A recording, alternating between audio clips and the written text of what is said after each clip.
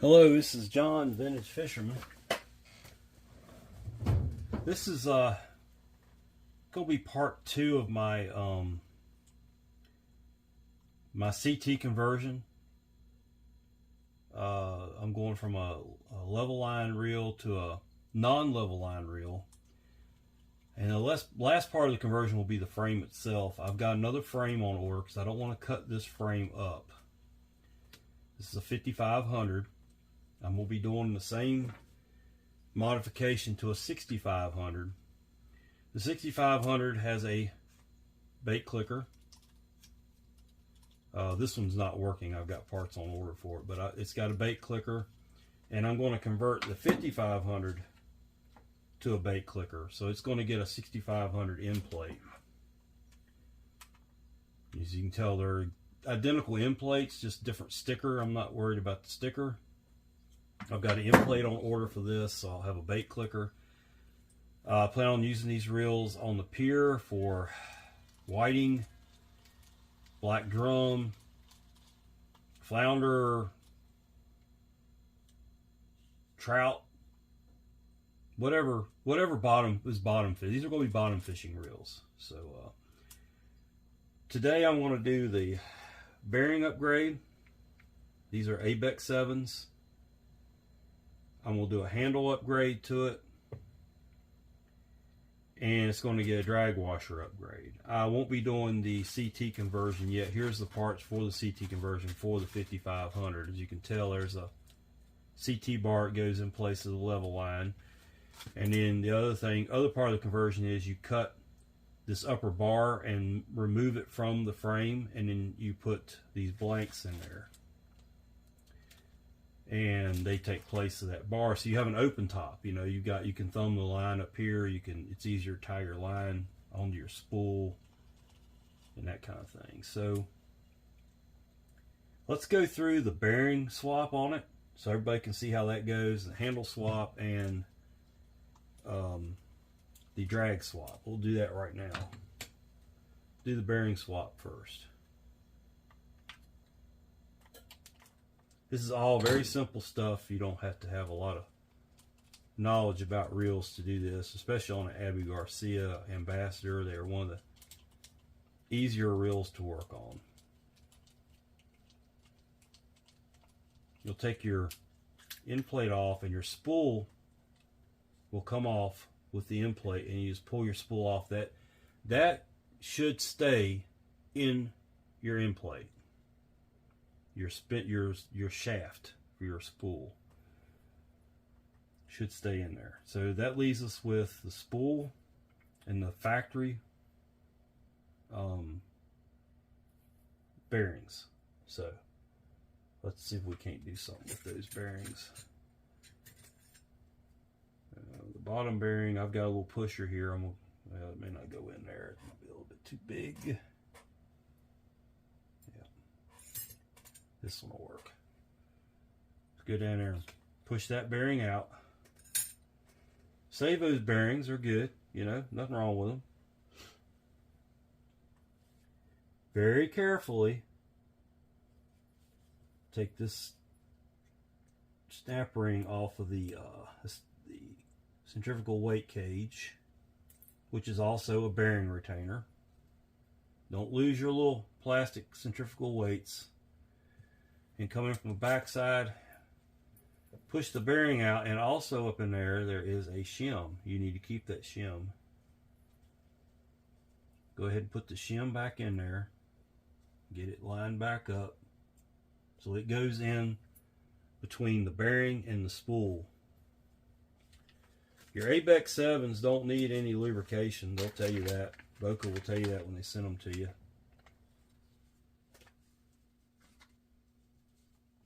You'll put the bearing in. It doesn't matter which way it goes.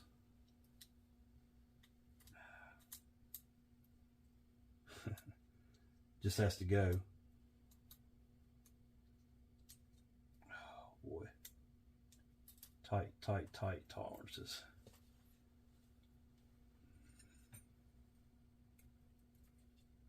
Here. You put your centrifugal weight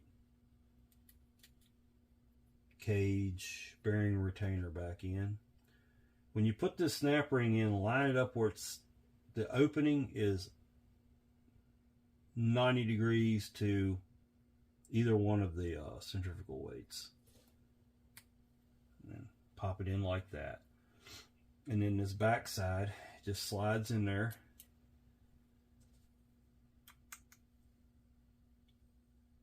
And you'll put your bait clicker / level line gear in there. Now, you're taking the level line out of this reel, and you do that so you can cast further, but you don't change this. It stays.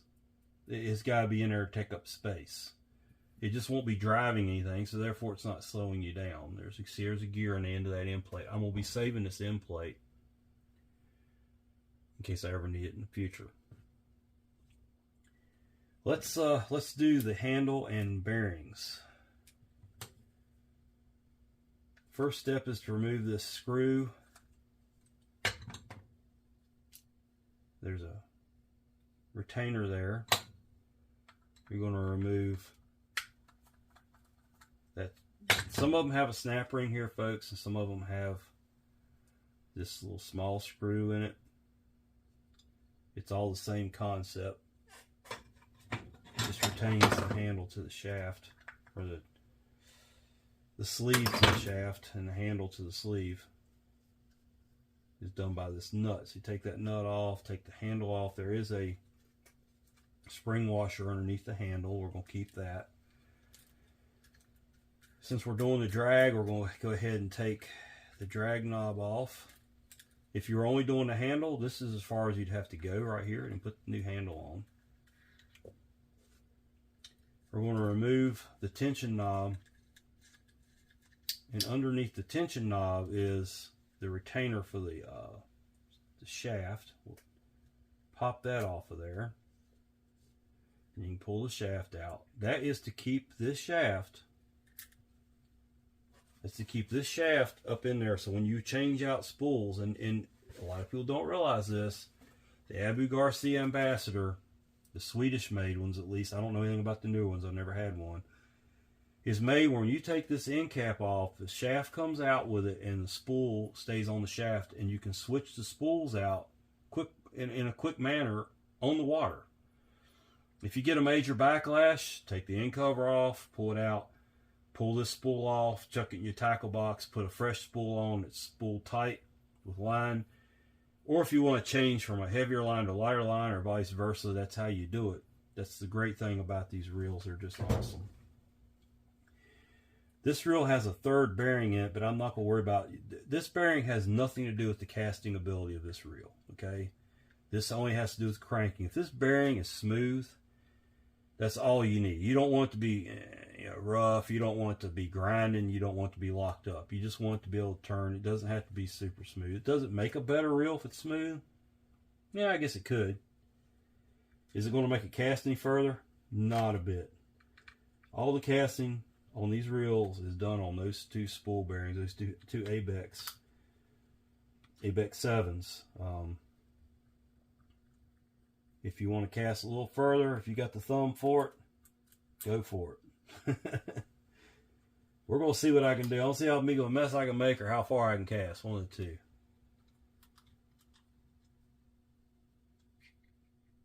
So basically you just pull that cover off. That bearing will come with the cover. And what we're doing right now is we are going to change out the drag stack. So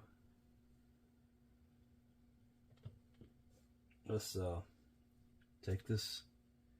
You've got a little step washer. I'm going to try to get it close enough to the camera to see it. See, it's got a little step in it. That step goes up, the smallest part of it. That meets the bearing.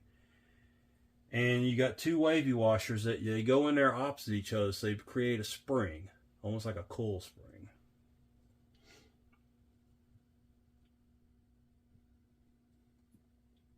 Now you can pull this whole stack up off of here. And I've already upgraded the bearing. I've already upgraded the drag washers in this one. I had forgotten that. So we're going to go and show you how to do it anyway. Or have I? No, I have not. Okay, so we're going to do it. I thought I had not done this one. They sure do look like Carbontex, but they're not. Okay, so you see what I did? The drive gear goes in with the cup up on this reel. Not all the Ambassadors are built like that. You got 3 carbon washers there. You got another carbon washer down here. You're going to take all 4 of those washers out. You're done with them. Save them. They're not bad. I would put them in a little baggie and throw them in a tackle box. You might get out there and smoke a drag on a big fish and you're out on the water. You could do this on the water if you had to. It wouldn't be a lot of fun. Here's your Carbontex. There is, well, let me turn around the way the camera will be when I edit the video. There's the part number. This works with the Swedish-made Ambassadors that have the 4 washer system. Some of them, like I've got a Royal Express, which I freaking love a Royal Express. They're some of the best. I love them, but they're only 3 washers. These Ambassadors are 4. The 3 washer ones are just as good. You get just as much drag out of them. They're just 3 washers instead of 4. That's the only difference in them. I'm going to use Cal's Universal Star Drag Grease. I use the tan. See there? If you're in northern climates, I fish in the south. Coldest it gets around here that I'm out fishing is probably 40, 50 degrees. But if you're in colder climates, use the Cal's Purple. It'll be a little bit smoother for you, okay? All right. As you can see, there's just a little bit of a roughness there with that old drag washer set on there. The old drag washer that goes on the shaft is small. What they send you from Carbontex is a good bit bigger, and I'm gonna polish that off just a little bit, just to create a little bit more of a smoother transition. Let me just do it down here on the flat surface. It'll be a whole lot easier.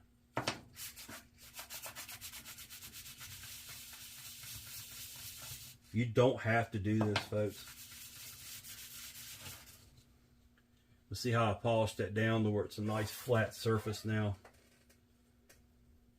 Clean that up good with a rag. Get any metal particle that might be left on there. And we've got a nice smooth surface that's going to go down onto that drag.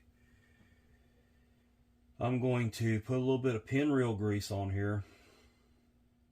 There again, if you're fishing in really cold climates, I highly recommend the Cal's Universal Grease in purple. You can use it on the drag and on the gears on the reel. It won't hurt anything.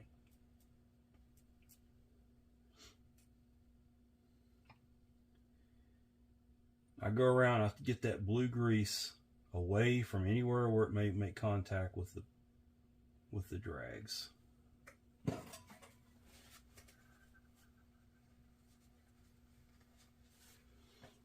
We'll put that on there. Make sure it meshes with your pinion gear. Okay. All right. You're going to get Carbontex washer.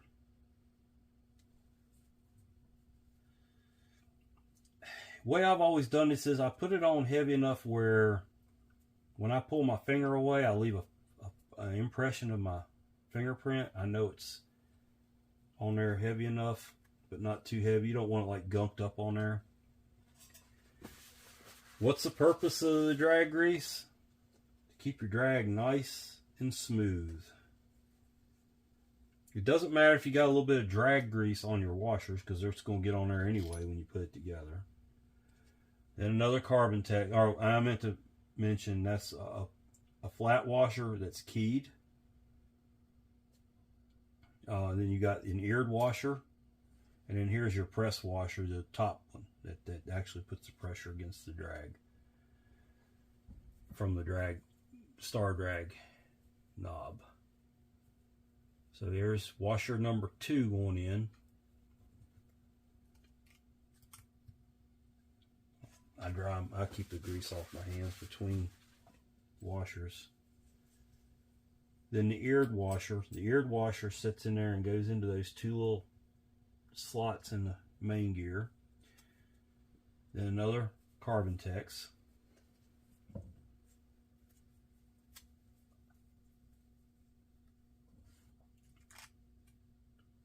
Okay. Then your press plate. Okay. Then you've got wavy washer. One of them goes concave. I may have this wrong. Geometry experts correct me. One of them will go concave, the other one will go convex, so that they're opposing each other. Let's see if I can show you without it all falling apart. You see how you got that little groove there, but then they're touching at the side, so it creates a spring, and you got to have that. You won't get the same drag with it with them both going the same way. Then you're going to put, it's trying to slip apart on me here. You're going to put the other washer in with that little step on it facing up towards the bearing. And that's it. The bearing is already in the housing, but I can go ahead and pop the bearing out. This bearing is super smooth. It'll go on there just like that. So let's just show the whole stack. I'll never have to go into this again unless I'm just going to clean the drags or replace the drags. These will probably last me forever. That's how it all goes together. Then you've got your upper housing. It slides into place. Should slide into place. Why is it not sliding into place?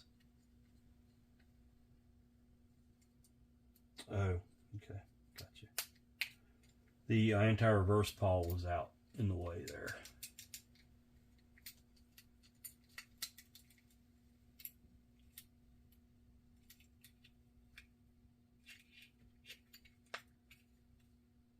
And something's not right. So let's just take it back apart and make sure it's right. Yeah. It has slipped out. Okay. I let it slip a little bit and it wasn't lining up. Bearing's still in there.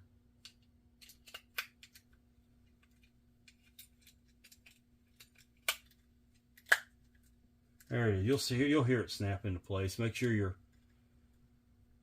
release, thumb release for the spool is in place. Put the 2 screws back in.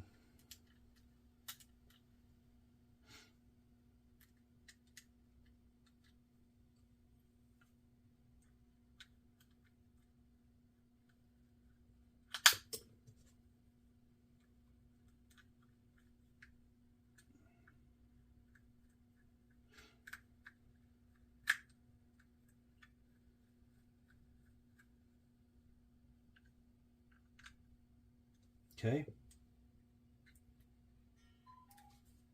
Now, we'll put the spindle back in, or shaft, spool shaft. A little bit of oil there, kind of smooth it around a little bit.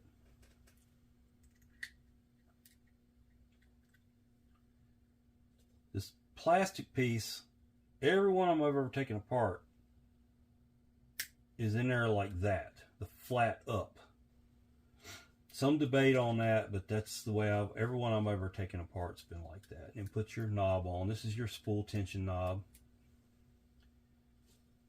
A little bit, just a little dab of grease on your star drag. Remember, this is a right-hand reel, so it'll be standard rotation. The left-hand Garcias will be reverse rotation.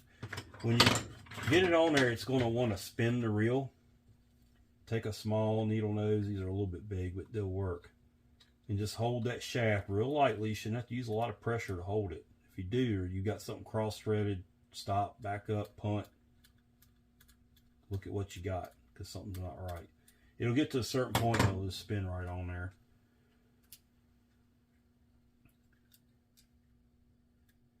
Okay, so over to that. This washer goes on like that. You can put it on either way, but that's the way that they intended for it to be from Abu Garcia's, like that. It will leave some marks on your drag knob. It just is what it is, folks. The more you turn your drag back and forth, the more it'll mark it up. Now, I'm putting an actual Abu Garcia handle on this reel, but Gomexus makes a really nice handle, 95 millimeter. It's the same as this one. You know, there's nothing wrong with these double knob handles. They're very nice. I like these better for bass fishing. But up on the pier, I kind of just want a one handle. And if I don't like it, I'll switch it back. But I've used a couple of them and I kind of like them. So we're going to go with this. See how it goes. That'll go on there. It gets a washer.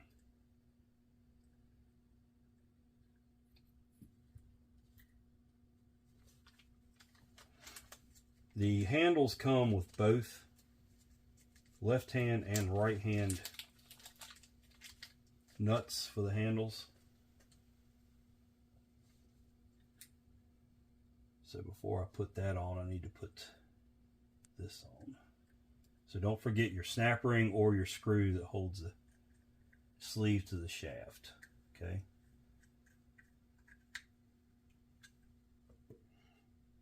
So I'll have this spare nut. I'll have this spare cap. And these are marked right or left, actually, too. It's got an R or an L on it. Okay.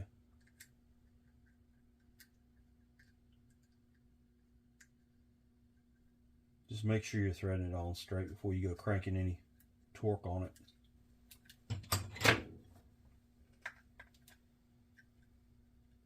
I have found these nuts, if you get either a point pointing towards that hole or a flat pointing towards the hole, that will line up for the lock. The lock goes on there. Then the screw.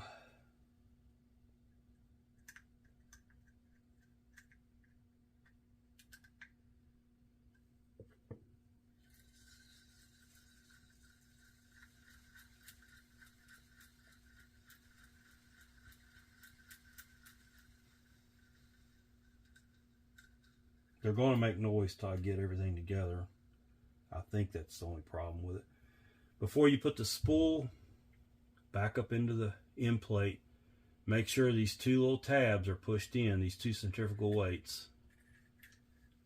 And they have to go up into that cone. That's what they fly out against, and it works as a brake. So this is pretty much all I can do to this reel till I get my frame in that I've got on order. It'll go in together like this. Hopefully it's nice and smooth, because it sounded a little noisy to me. Not sure why. May just need to be seated in a little bit. We'll see what happens when I get it together.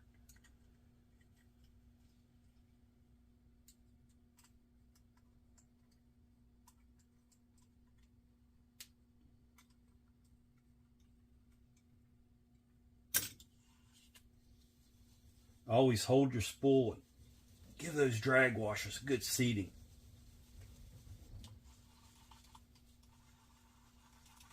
Yeah, nothing wrong with that. I got the spool too tight.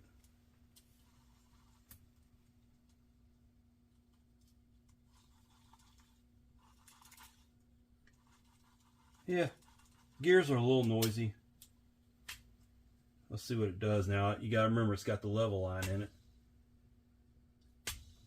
Yeah, it's too tight still.